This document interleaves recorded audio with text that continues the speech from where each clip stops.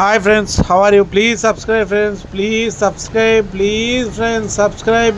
Okay friends, ఈ వారం ఎవరెవరైతే ఎలిమినేషన్ అయ్యారో, ఎవరెవరి ఓటింగ్ శాతం ఏ విధంగా ఉంది, ఎవరు లీస్ట్లో ఉన్నారో, ఎవరు ఫస్ట్లో ఉన్నారో, ఎవరికి ఏ విధంగా ఓటింగ్ నమోదవుతుందో దాని గురించి తెలియజేస్తా ఫ్రెండ్స్. అంతేకాకుండా గంటకి ఓటింగ్ అనేది చేంజ్ అయిపోతుంది.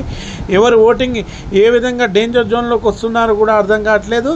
అయితే ఒక్కటి, తనూజ గారు మాత్రం ఫస్ట్ ప్లేస్లో ఆమెని బీట్ చేయడానికి మాత్రం దరిదాపుల్లో కూడా ఎవరు లేరు. కాబట్టి తనూజ దగ్గరదాపుల్లో ఎవరు లేరు, కానీ మిగతా ప్లేసుల కోసం మాత్రం కొట్లాడుకుంటున్నారు. వీళ్ళ ఓటింగ్ శాతం కూడా గంటకి మారిపోతుంది. అసలు నిమిషానికి కూడా చేంజ్ అయిపోతుంది.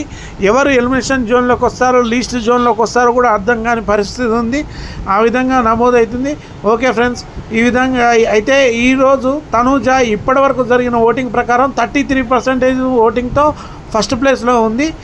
అంతేకాకుండా ఈమెకి కళ్యాణ్ కూడా ఈసారి ఓటింగ్లో లేడు కాబట్టి ఈమెకి కూడా ప్లస్ పాయింట్. ఎందుకంటే కళ్యాణ్ ఓటింగ్ ఉన్నట్టయితే ఆయన అభిమానులు ఎప్పుడూ ఉత్సాహంగా ఓటింగ్లో పాల్గొనేవారు.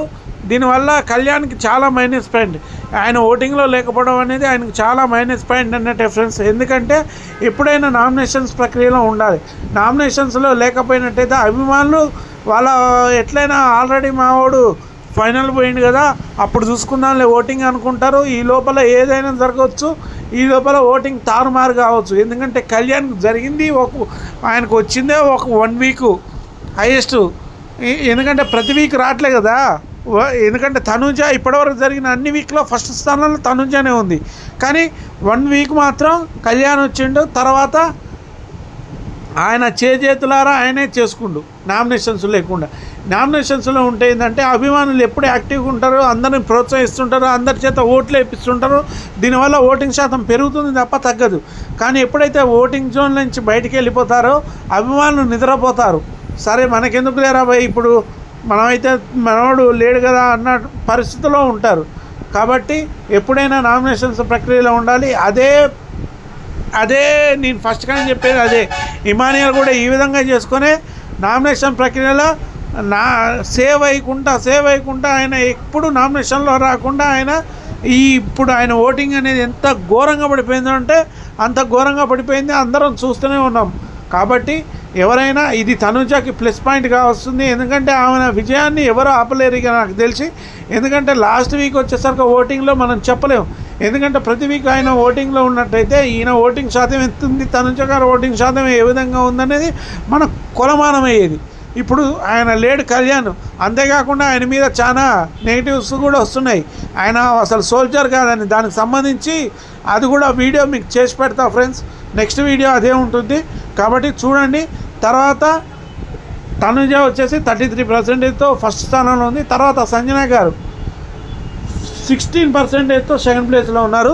సంజన గారు నిన్న గేమ్ అయితేంది, ఆమె ఆడే గేమ్ అయితేంది, నిన్న ఇంటి సభ్యులు మొత్తం సంజన గారిని కారణం చేయడం అయితేంది, ఆమెకి 0 ఇవ్వడం అయితేంది, ఆమె ఏడవడం అయితేంది, బాధపడడం అయితేంది. పాపం దానివల్ల సంజన గారికి ఓటింగ్ అనేది పెరగడం జరిగింది. అంతేకాకుండా ఆమె మీద సింపతి వర్కౌట్ అవుతుంది. కాబట్టి సంజన గారు ఈ విధంగా చేసినట్టయితే ఆమెకు కూడా ఓటింగ్ శాతం పెరిగే అవకాశాలు ఉన్నాయి. కాబట్టి ఎందుకంటే సంజన గారిని నిన్న కారణం చేసినట్టు అనిపించింది జనాలందరికీ. కాబట్టి ఓటింగ్ శాతం పెరిగింది. 16% ఓటింగ్ వచ్చింది. ఎక్కడో లిస్ట్లో ఉండాల్సిన సంజన గారు సెకండ్ ప్లేస్లోకి వచ్చారు. అయితే మనం చెప్పలేము సెకండ్ ప్లేస్లో సంజన గారు అని మనం చెప్పలేము. ఎందుకంటే పోయినసారి రీతు చౌదరి కూడా సెకండ్ ప్లేస్లోనే ఉంది. పాపం ఎలిమినేట్ అయ్యి వెళ్ళిపోలేదా అంటే బిగ్ బాస్ నిర్ణయమే ఫైనల్ ఉంటుంది. ఇక్కడ ఓటింగ్ అనేది తర్వాత సంగతి. నేను ఒకటి చెప్పనా ఫ్రెండ్స్, మన ఓటింగ్కి మనది అన్అఫిషియల్ ఓటింగు. అఫిషియల్ ఓటింగ్ వచ్చేసి బిగ్ బాస్ దగ్గర ఉంటుంది. బిగ్ బాస్ ఓటింగ్కి మన ఓటింగ్కి 1% మాత్రమే తేడా ఉంటుంది, ఎక్కువ తేడా ఉండదు. కానీ అలాంటి పరిస్థితుల్లో కూడా రీతు చౌదరి సెకండ్ ప్లేస్లో ఉన్నావా, ఏ వెబ్సైట్ చూసుకున్నా, ఎక్కడ అందిన డేటా ప్రకారం చూసుకున్నా కూడా రీతు చౌదరి సెకండ్ ప్లేస్లో ఉంది. పాప ఆమె ఎలిమినేషన్ అయిపోయింది. కాబట్టి స్థానాలని నమ్మలేము, ఎవరైనా ఎలిమినేట్ కావచ్చు. ఈ వీక్ మిడ్ నైట్ ఎలిమినేషన్ కూడా ఉండవచ్చు, చెప్పలేం. సంజన గారు వచ్చేసి 16% సెకండ్ ప్లేస్లో ఉన్నారు. డీమాన్ పవన్ నిరూపించుకునే అవకాశం ఇప్పుడు వచ్చింది. రీతు చౌదరి ఎలిమినేషన్ కావడం, డీమాన్ పవన్ ఒంటరి కావడం, ఆయనకి అది ప్లస్సా మైనస్ అనేది మనకి ఈ వారం తెలిసిపోతుంది. ఎందుకంటే ఆయన గేమ్లు ఆడి నిరూపించుకునే అవకాశం చాలా ఉంది.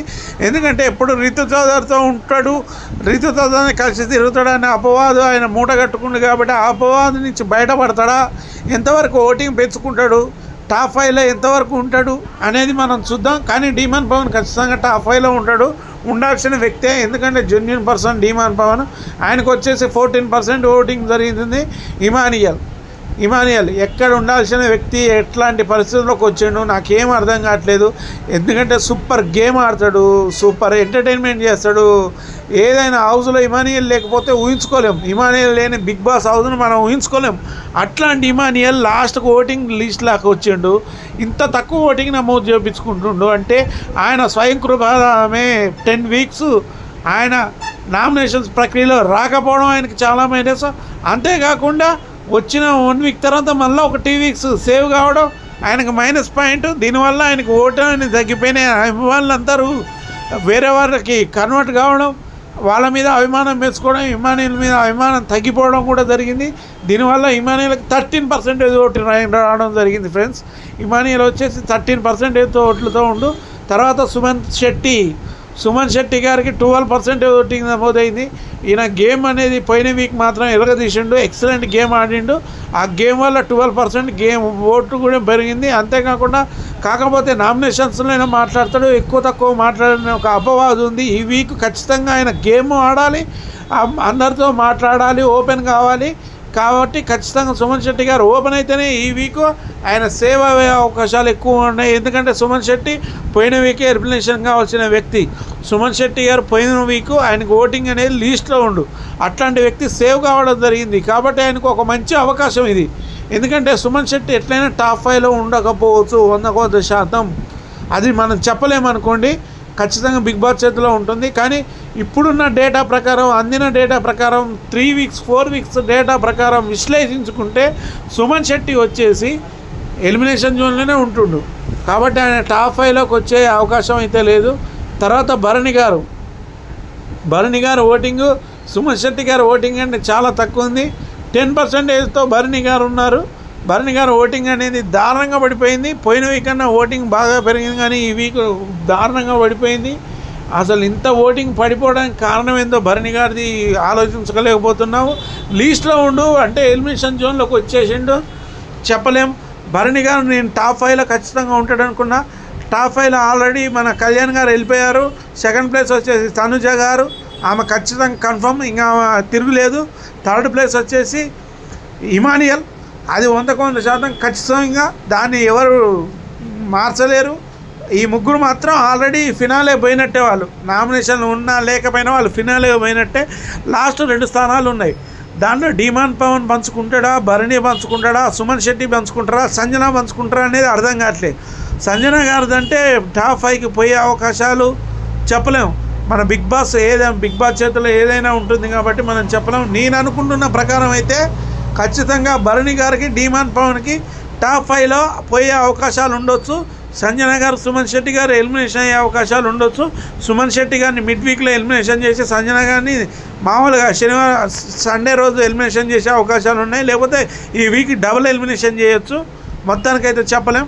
ఎందుకంటే టాప్ 5లో ఉండాల్సిన వ్యక్తులు మాత్రం ఖచ్చితంగా నాకు తెలిసి 100% ఆల్రెడీ కళ్యాణ్ వెళ్ళిపోయిండు, తనుజ వెళ్ళిపోయింది, ఇమానియల్ వెళ్ళిపోయినట్టే. తర్వాత వచ్చేసి భరణి, డీమాన్ పవన్ కూడా గేమ్ ఎక్సలెంట్గా ఆడతాడు.